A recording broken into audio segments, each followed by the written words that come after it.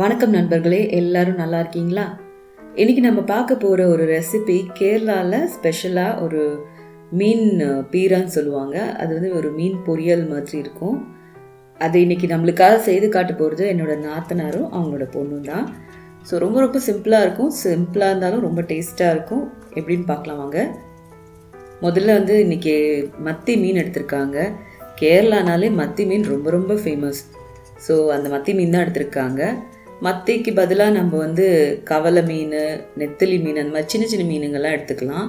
So முதல்ல அதெல்லாம் clean பண்ணுறாங்க நல்லா நீட்டாக. மீன் எப்போவுமே க்ளீன் பண்ணும்போது கொஞ்சம் கல் உப்பு போட்டு நல்லா தேய்ச்சி கழுவி எடுத்தோன்னா அது வந்து நல்லா க்ளீனாகி வரும். அந்த ஸ்மெல்லும் அவ்வளோவா இருக்காது.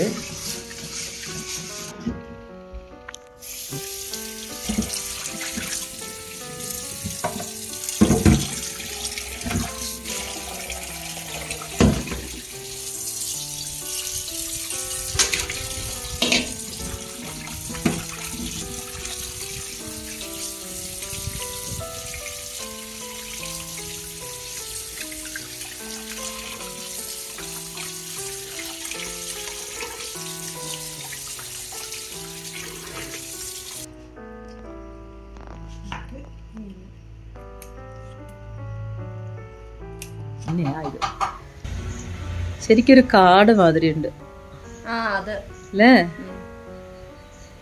இந்த மீனுக்கு தேவையான பச்சை மிளகாவை இங்கே இருக்கிற செடியிலேருந்தே பறிச்செடுக்கிறாங்க. நம்மளே வச்ச செடியிலேருந்து ஏதாவது ஒரு சின்ன காய் ஏதாவது எடுத்து நம்ம அதை யூஸ் பண்ணும்போது அது ஒரு டேஸ்ட்டும் சரி, அது ஒரு வித்தியாசமான ஒரு ஃபீல். கரெக்டு தானே?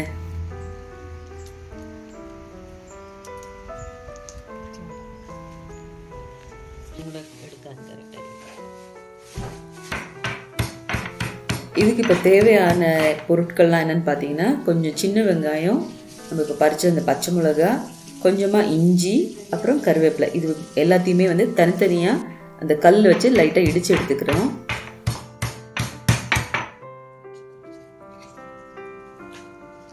ഇടിക്കുന്ന ആളെയും കൂടെ ഒന്ന് എടുക്കട്ടെ. ഒരുങ്ങിട്ട് ആരെങ്കിലും കറി വെക്കോ? മുടി കെട്ടി വെച്ചിട്ടുണ്ടല്ലോ, അത് കുഴപ്പമില്ല.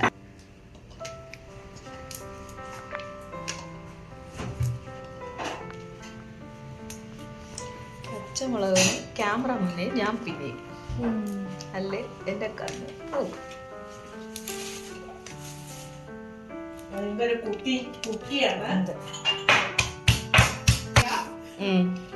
கறி வச்சுட்டு இப்போ இதுக்கு தேவையான தேங்காய் திருவி எடுத்துக்கிறாங்க.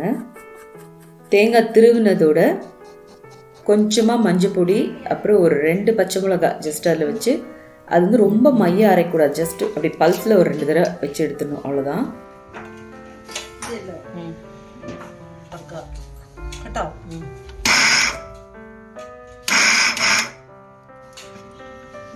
ജസ്റ്റ് പൾസിൽ 2 പ്രാവശ്യം.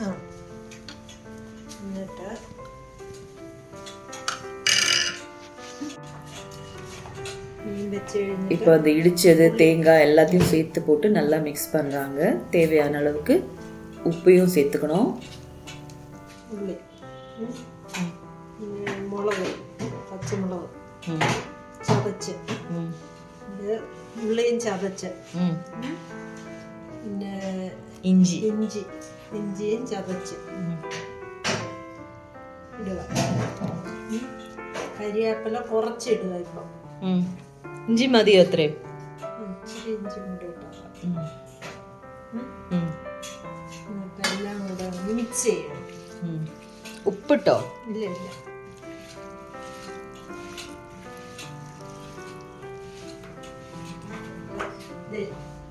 ഇങ്ങനെ ഇരിക്കും ഉണ്ടല്ലോ. ഇതും കൂടെ ഇതിൻ്റെ അകത്ത് ഇട്ട് ഉണ്ടാവും.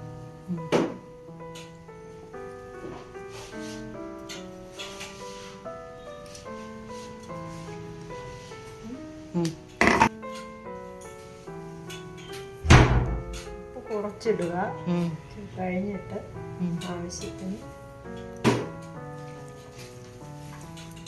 കുറച്ച് കണ്ടോ മഞ്ഞ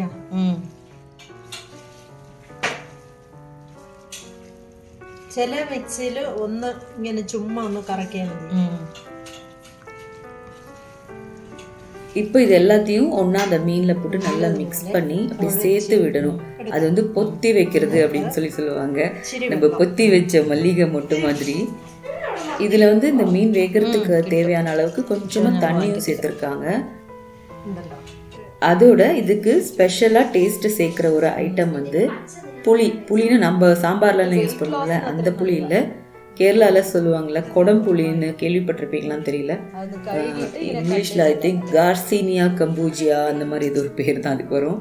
அது வந்து வெயிட் லாஸ் கூட ரொம்ப நல்லதுன்னு சொல்லுவாங்க.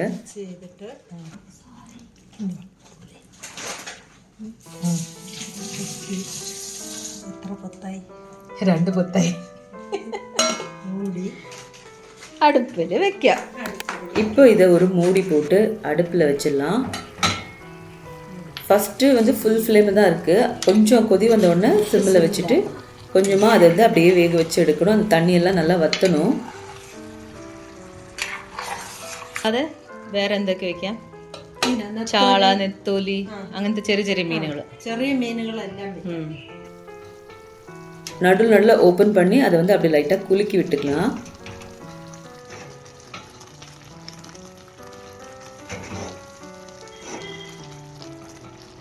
ഇനിയിപ്പോൾ മൂടി വെക്കണോ? ആ വെള്ളം എല്ലാം വറ്റണം അല്ലേ?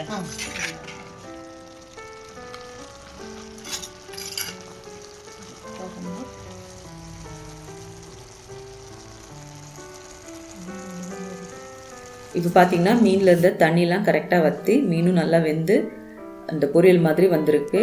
இப்போ இதுக்கு மேலே கொஞ்சம் நல்லா பச்சை கருவேப்பிலை போட்டுட்டு பச்சை தேங்காய் எண்ணெயும் ஒரு ஸ்பூன் அதில் விட்டு நல்லா மிக்ஸ் பண்ணி ஆஃப் பண்ணி எடுத்து வச்சிட வேண்டியதுதான்.